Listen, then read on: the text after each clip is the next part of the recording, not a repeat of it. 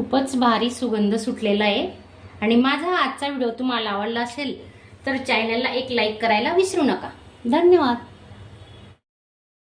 नमस्कार मैत्रिणींनो, आजची आपली रेसिपी आहे बहुगुणी तीळ शेंगदाण्याची चटणी, व्हायरल चटणी खानदेशी। तर कशी बनवतो, त्याच्यात काय काय वापरणार आहेत तर तुम्ही नक्की व्हिडिओ पूर्ण बघा। तर त्यासाठी बघा मी साहित्य काय घेतले, 8-10 पानं कढीपत्त्याची घेतली। खूप सारे गुणधर्म असणारा हा कढीपत्ता आपण या चटणीत वापरणार आहेत आणि ही चटणी 6 महिने तुम्ही बाहेर ठेवा, फ्रीज मध्ये ठेवा, बाहेर ठेवा, 6 महिने अजिबात खराब होत नाही। प्रवासातही तुम्ही घेऊन जाऊ शकता चपाती भाकरी सोबत खायला। तर त्यासाठी मी साहित्य घेतलंय बघा, एक वाटीचं प्रमाण घेतलंय।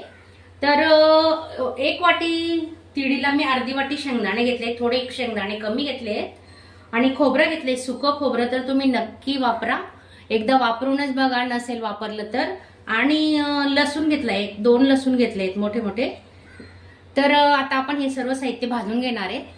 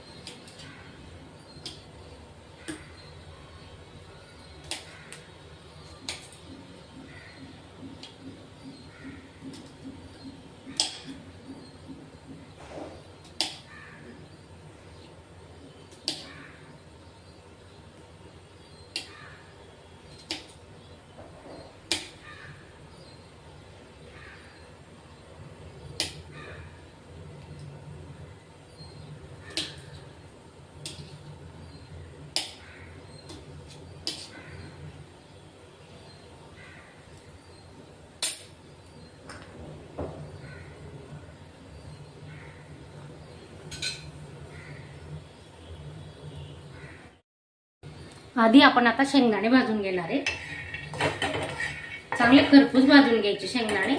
आणि तीळ आपली भाजलेलीच आहे, पाहू शकता तुम्ही, तीळ भाजून ठेवलेली आहे।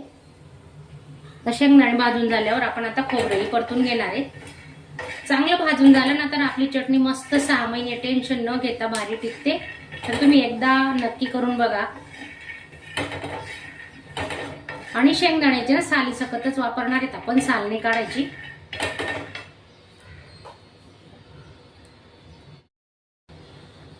खोबरं भाजून घेतोय। हे सर्व साहित्य ना थंड झाल्यावरच आपण आता मिक्सरला लावणार आहे, पाहू शकता तुम्ही।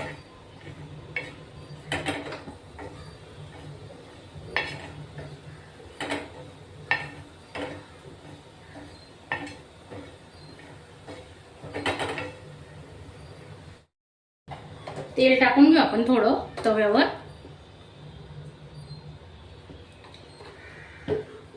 आणि हा लसूण आहे ना, लसणाच्या 1 पाकळीचे मी 2 पाकळ्या केलेल्या आहेत अशा बारीक बारीक, आणि तेच आपण तेलात परतून घेणार आहे।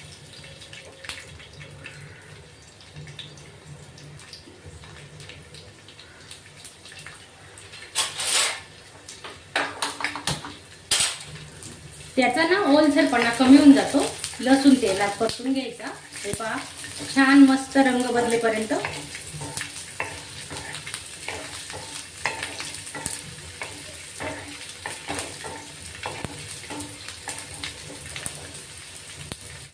त्याच्यातच आपण आता कढीपत्ता टाकून घेतोय, मस्त तेलात परतून घेऊ कढीपत्ता पण।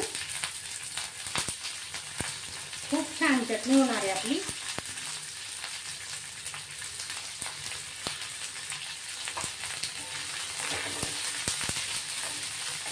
चांगला खरपूस भाजून घ्यायचा कढीपत्ताही।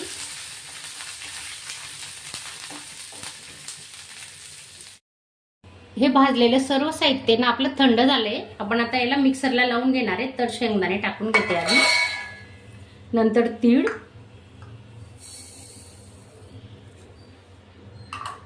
नंतर सुकं खोबरं घेतलंय ते टाकून घेऊ आपण आता। कढीपत्ता आणि लसूण घेतलेला आहे, तोही छानपैकी तळून घेतलाय मस्त, म्हणजे आपली चटणी अजिबात खराब होणार नाही।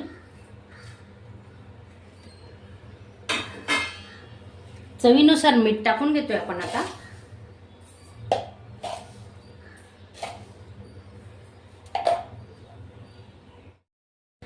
मिरची पावडर टाकून घेतोय. हे वर्षभराचं मिरची पावडर बनवलेलं असतंय बघा, पाहू शकता तुम्ही. अजूनही किती मस्त लाल बुंद आहे बघा, कलरही तसाच आहे. 1 वर्ष झालं आता. तर हे 2 चमचे मोठे चमचे आहेत. अजून अर्धा 2.5 चमचे मिरची पावडर टाकून घेतले आपण. आता ते मिक्सरला, आता हे जाडसर वाटणार आहेत आपण, जास्त बारीक नाही करायचं, थोडं जाडसरच ठेवणार आहे. हे बघा तुम्ही पाहू शकता, मस्त आपली चटणी तयार आहे आणि थोडी जाडसरच ठेवली बघा. खायला खूप छान लागते. पूर्वीच्या गाडींना मैत्रिणींनो आमच्या गावी अजूनही तर सकाळी शेतात जाताना जी न्याहारी करतात ना अगोदर, तर भाकरी सोबत ही चटणी नक्की आवर्जून प्रत्येकाच्या घरात असते. तर त्या न्याहारी करताना बाजरीची भाकरी किंवा ज्वारीची, कणण्याची भाकरी आणि ही चटणी खूप छान नाश्ता होतो. तर अशा प्रकारे ही चटणी तयार आहे आपली. आता याच्यात काढून घेऊ आपण बाउलमध्ये. खूपच भारी सुगंध सुटलेला आहे. आणि माझा आजचा व्हिडिओ तुम्हाला आवडला असेल तर चॅनलला एक लाईक करायला विसरू नका. धन्यवाद. अशा चमचमीत झणझणीत रेसिपी पाहण्यासाठी स्वादिष्ट मेनू चॅनलला सबस्क्राईब करा आणि बेल आयकॉनवर क्लिक करा.